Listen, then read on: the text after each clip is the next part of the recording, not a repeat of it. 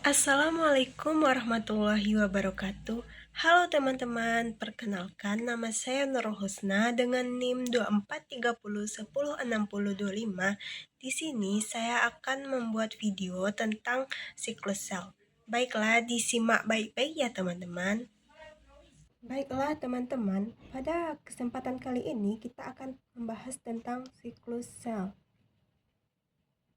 Di mana pada pembahasan ini kita akan membahas yang pertama ada pengertian dari siklus sel.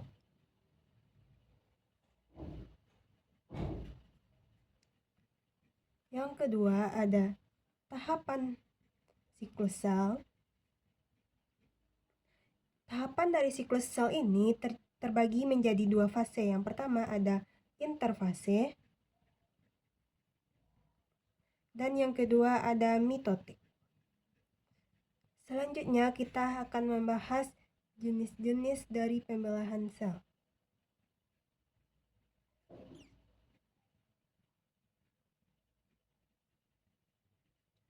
Yaitu terbagi menjadi tiga. Yang pertama ada mitosis, yang kedua ada meiosis. Meiosis ini terbagi menjadi dua, yaitu meiosis 1 dan meiosis 2. Dan yang ketiga ada amitosis. Baiklah, untuk pembahasan pertama yaitu pengertian dari siklus sel. Siklus sel ini adalah rangkaian peristiwa yang terjadi di dalam sel yang membentuk dan menggandakan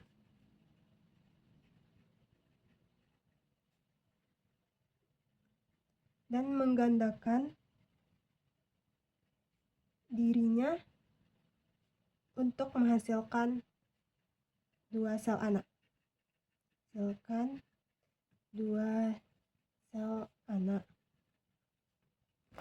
Proses ini melibatkan pertumbuhan sel, DNA, replikasi DNA, dan juga pembelahan sel. Proses siklus sel ini sangat penting untuk pertumbuhan, perkembangan, dan juga perbaikan jaringan pada organisme multiselular. Baiklah, pokok pembahasan yang kedua adalah tahapan dari siklus sel. Tahapan dari siklus sel ini terbagi menjadi dua, yaitu tahapan dari interfase dan juga tahapan dari mitotik. Yang pertama ada interfase, adanya fase G1 atau GAP1. Dalam fase ini, sel tumbuh dan melakukan sintesis protein dan menjalankan fungsi dari metabolisme yang normal. Yang kedua ada fase S atau sintesis, di mana replikasi DNA terjadi sehingga kromosom digandakan sehingga sel memiliki dua salinan yang identik. Dan yang fase yang ketiga ada fase G2 atau GAP2, yaitu sel terus tumbuh, memproduksi protein tambahan dan mempersiapkan diri untuk pembelahan mitosis. Yang kedua ada fase M atau juga mitotik. Di dalam fase M ini terdapat 5 tahapan utama. Yang pertama ada fase profase, yaitu fase di mana kromosom mulai terlihat, membran inti mulai larut, dan spindal mulai terbentuk. Yang kedua ada metafase, yaitu kromosom berjajar di bidang ekuator sel. Dan yang ketiga ada anafase, kromatid saudara ditarik ke kutub yang berlawanan oleh benang spindal. Dan yang keempat ada telofase, membran inti terbentuk kembali dan kromosom mulai terbuka. Selanjutnya ada fase sitokinesis. Sitokinesis ini terjadi setelah proses mitosis. Yang pertama, pada sel hewan terjadi melalui pembentukan furrow atau lekukan yang membelah sel. Dan juga pada sel tumbuhan terbentuk lempeng sel yang memisahkan dua sel anak. Baiklah, selanjutnya kita masuk ke dalam jenis-jenis pembelahan sel. jenis-jenis pembelahan sel. Yang pertama ada mitosis. Mitosis ini adalah pembelahan sel yang menghasilkan dua sel anak yang identik dengan jumlah kromosom yang sama seperti sel induknya, yaitu proses dari diploid menjadi diploid.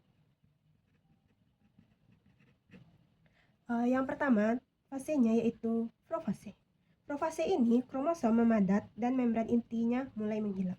Dan yang kedua ada metafase, di mana kromosom berjajar di bidang ekuatornya. Seperti ini ya teman-teman. Dan yang ketiga ada anafase. Pada fase anafase ini kromatid dipisahkan ke kutub yang berlawanan. Seperti ini ya teman-teman. Dan yang terakhir ada tahap telofase. Pada tahap ini, kromosom membentuk dua sel inti dan sitoplasmanya mulai terbagi. Baiklah, selanjutnya kita masuk ke dalam jenis-jenis pembelahan sel yang kedua, yang pertama, yaitu meiosis. Meiosis ini adalah pembelahan sel yang menghasilkan 4 sel anak dengan jumlah kromosom setengah dari sel induknya, dari diploid menjadi haploid. Dan yang dapat terjadi hanya pada sel kelamin atau gamet. Fungsi dari meiosis ini yang pertama ada pembentukan sperma dan ovum atau gametogenesis, dan yang kedua ada untuk menjaga jumlah kromosom tetap dari generasi ke generasi, dan yang ketiga menyebabkan variasi genetik melalui pindah silang dan sekresi alel. Proses dari meiosis ini terjadi menjadi dua, yaitu meiosis 1 dan meiosis 2. Pada meiosis 1, tahapannya yang pertama ada profase 1.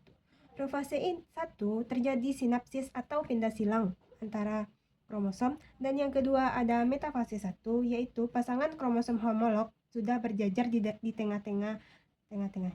Dan yang ketiga ada anafase 1, yaitu kromosom homolog mulai ditarik berjajar di tengah seperti ini dan ditarik dengan arah yang berlawanan. Dan yang terakhir ada telofase 1. Telofase 1 yang menyebabkan terbentuknya dua sel haploid. Selanjutnya ada pada meiosis 2. Meiosis 2 ini prosesnya ada pada profase 2, membran inti mulai menghilang, sentriol bergerak ke kutub-kutub sel, dan benang spindal mulai terbentuk. Selanjutnya ada metafase 2. Kromosom sudah berjajar di tengah bidang ekuator, seperti ini ya. Dan masing-masing kromosom terdiri atas dua kromatid saudara yang melekat pada sentromer. Dan yang ketiga ada tahap anafase 2, yaitu kromatid saudara sudah mulai ditarik oleh benang spindal menuju kutub yang berlawanan. Setiap kromatid ini disebut dengan kromosom. Dan yang keempat ada telofase 2 dan sitokinesis. Membran inti mulai terbentuk kembali dan sekitar masing-masing kelompok kromosom. Terjadi sitokinesis yang membentuk dua sel anak dari masing-masing sel meiosis 1, yaitu hasil akhirnya menjadi 4 sel anak haploid, masing-masing dengan jumlah kromosom separuh dari sel induknya, yaitu ada 1N, 2N, 3N, dan 4N. Fungsi dari meiosis 2 ini yaitu untuk mengurangi jumlah kromosom menjadi separuh dan juga menjamin setiap gamet. Baiklah, dan yang terakhir kita masuk kepada tahap amitosis. Amitosis adalah pembelahan langsung tanpa melalui tahap-tahap mitosis atau meiosis, tanpa melalui tahap-tahap mitosis atau meiosis. Biasanya amitosis ini terjadi pada sel prokariotik atau bakteri atau sel tubuh yang tua dan yang rusak. Ciri-ciri dari tahap amitosis ini yang pertama, tidak melalui tahapan profase, metafase, anafase, atau telofase. Pembelahannya inti dan sitoplasma terjadi hampir bersamaan. Tidak akurat dan distribusi materi genetik. Fungsi dari amitosis ini, fungsi Dari jenis pembelahan sel amitosis ini, yang pertama untuk reproduksi organisme prokariotik. Dan untuk bertahan hidup dalam kondisi yang ekstrem.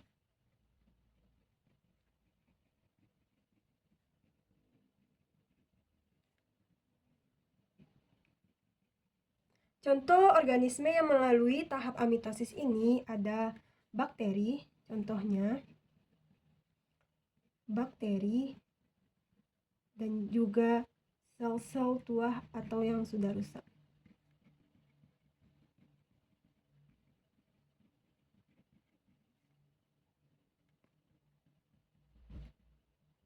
Dan yang terakhir, ada hubungan dengan pertumbuhan, hubungan pembelahan sel atau siklus sel pada pertumbuhan. Yang pertama untuk mitosis. Yang pertama ada untuk mitosis, yaitu untuk memperbanyak sel tubuh untuk pertumbuhan. Yang kedua untuk meiosis, untuk pembentukan sel reproduktif penting dalam pewarisan sifat. Dan yang ketiga ada amitosis, yang berguna untuk mempertahankan kelangsungan hidup organisme seluler. Baiklah, sekian penjelasan video dari saya. Semoga teman-teman mengerti. Terima kasih dan sampai jumpa kembali.